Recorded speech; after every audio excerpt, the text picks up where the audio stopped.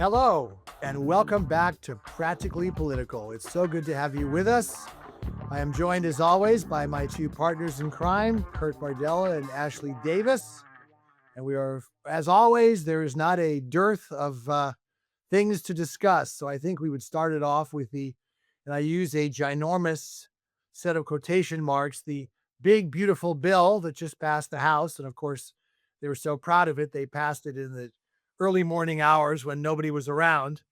But just a couple of things. And I would start by saying that you have to give Trump credit because he is politically savvy. And when he brought up the idea of letting taxes go up, and we're just talking from 37 to 40% for top earners, I thought that was great strategy because if you think about it, it takes the wind out of so many Democratic sails, right? Because all you hear now is, oh, they want to gut Medicaid so they can give their billionaire buddies a tax cut. Well, Trump could say, hey, everyone has to pay their share.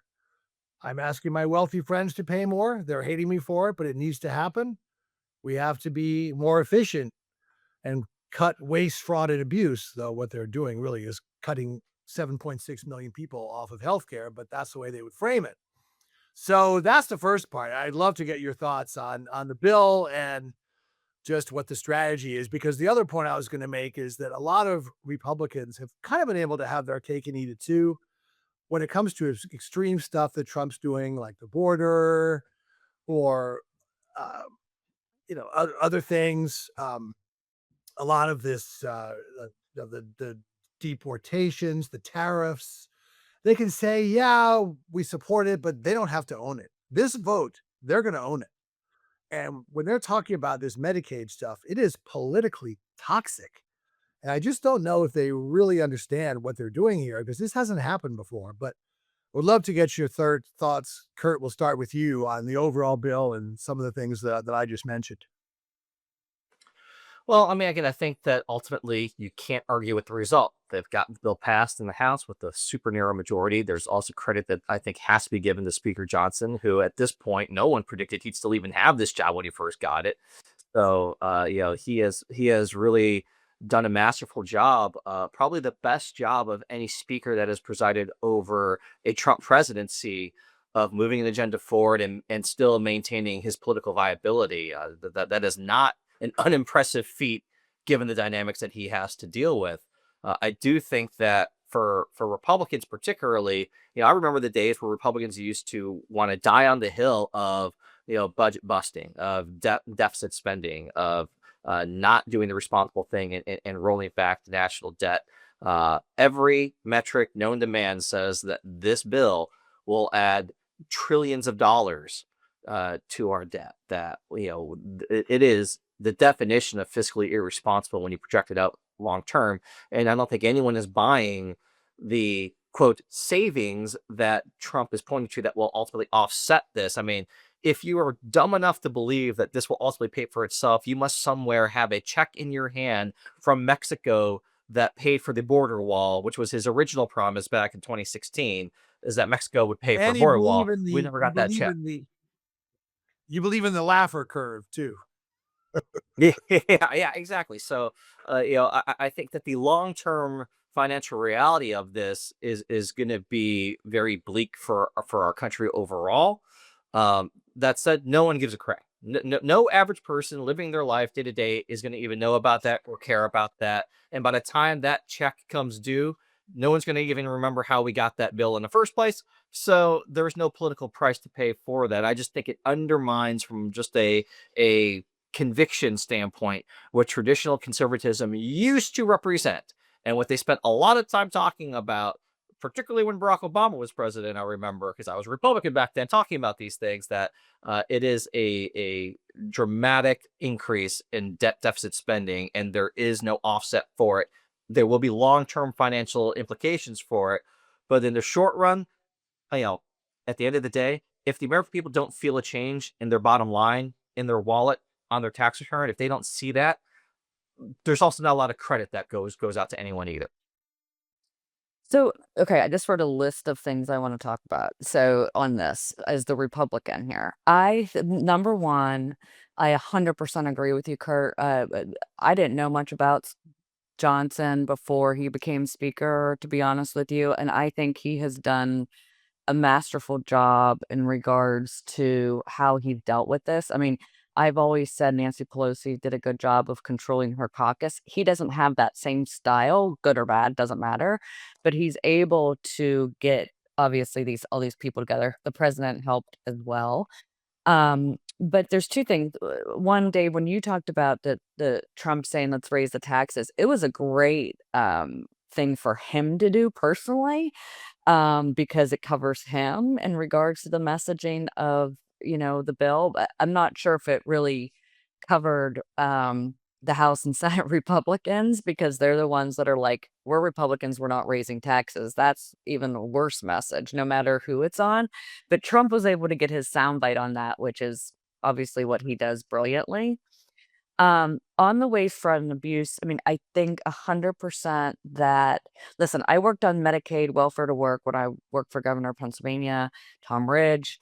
I think everyone agrees that Medicaid, all of our programs, Medicare, need some sort of changes. However, it's a really hard vote to take for people that are going to be running in 2 years, especially in the House. And you're exactly right, Dave. I mean, like, whatever the facts are, that doesn't even matter. Like, if we believe that there's people that are on Medicaid that should get off, the message is going to be we took people off Medicaid. We took people off SNAP. So that if I was a Democrat, I'm sure that's happening right now. Everyone in vulnerable seats should be having ads up today against them saying that they took a vote to cut Medicaid and SNAP, right? I mean, that's just what's going to happen politically. That finally, Kurt, on your question, I agree with you on this deficit. However, I talked to some of the really, really conservative senators, like, so, let's think the Ron Johnson, Rick Scott crew, about their main focus, because they're the budget hawks, right? They're the ones that are working with the House Freedom Caucus to try to get something done. Obviously, this bill is going to change tremendously in the Senate just because of procedural reasons. But what they said to me was, it's more important for us.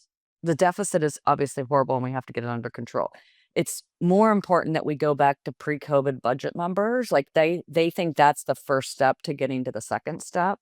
So it is this bill adding to the deficit is, you're exactly right on how you say it. It's just interesting. Like, and I'm not a budget expert, but I think that it's interesting that is they think that's what's going to ultimately save the country, is cutting our budget back. Yeah, I think if, by the way, I would just push back a little bit. I think if when Trump tells these guys to jump, they say, how high? So I think he could have taken the cover in terms of them. And all they're doing is just letting these tax cuts expire. But I think it would give them a huge amount of political capital to really cut a lot of other things. And there's such a stereotype here that there's a billionaire oligarchy, though I think it's bad strategy for Democrats and the Bernie Sanders and AOCs to use that, because I think a lot of Americans probably don't even know what it means and it doesn't have much resonance. But I think it would have been a great thing for him to do. And he went out there and basically, told the Mike Lawlers, these other people, you're going to vote for this bill and we'll figure it out yesterday. And of course, they all fell into line. So, but I really do think this is a little different because, as I said, they have to own this vote. And this is the first time you've seen them go after Medicaid. And Trump made a campaign promise that he wouldn't cut Medicaid. So he went from, making the wealthy pay more, which people support, to cutting Medicaid, which is, again, politically toxic. And he said he wouldn't do. So I think this is a real potential hornet's nest for these folks. But we'll see what happens in the Senate on the Medicaid. The problem is that I do think most of the senators do believe, though, there should be some sort of work requirements. But I think that, listen, this bill's far from over. We have to get it passed in the Senate.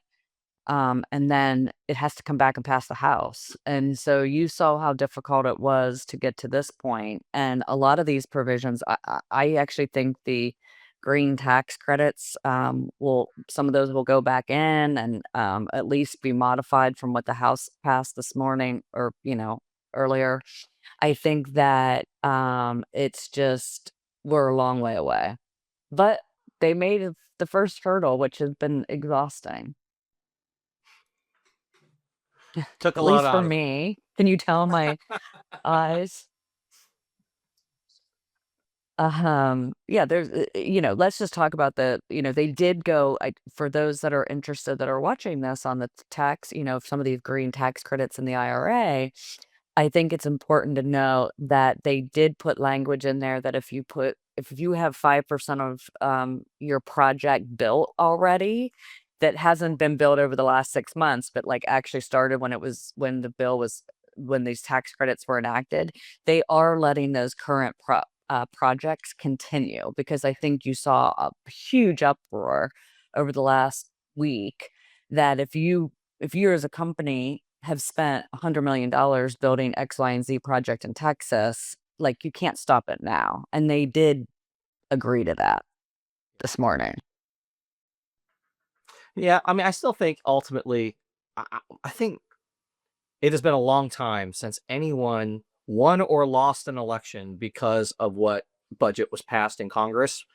Um, people at home, they don't know, they don't care. By the time we get to November of 2026, they are not going to remember what was in this bill, what month it was passed in, who did what when.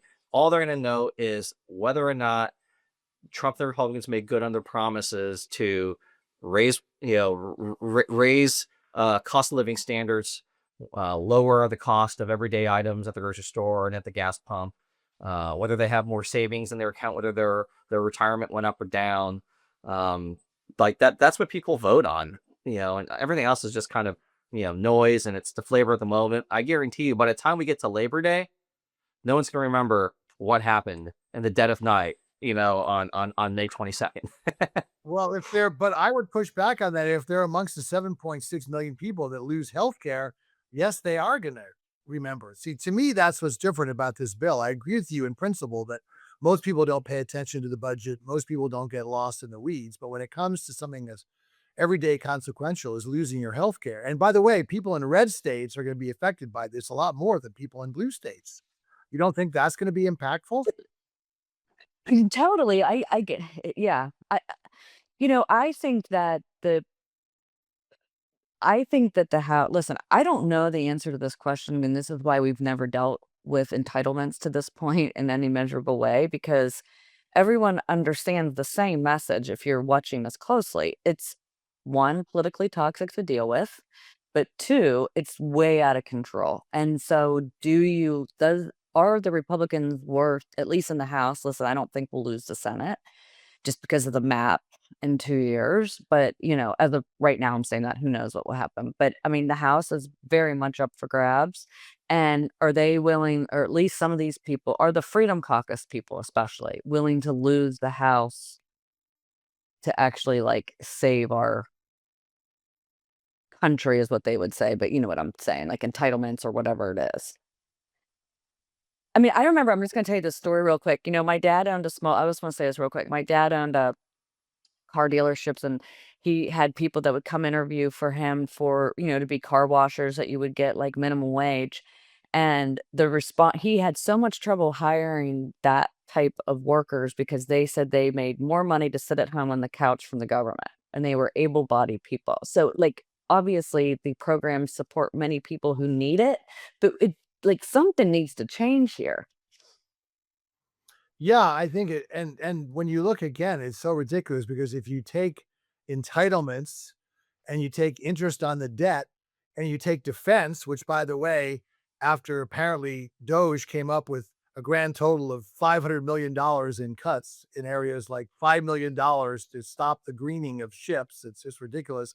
Now they're talking about a $100 billion plus increase in defense spending. So 90% of what is where the money is apparently off the table.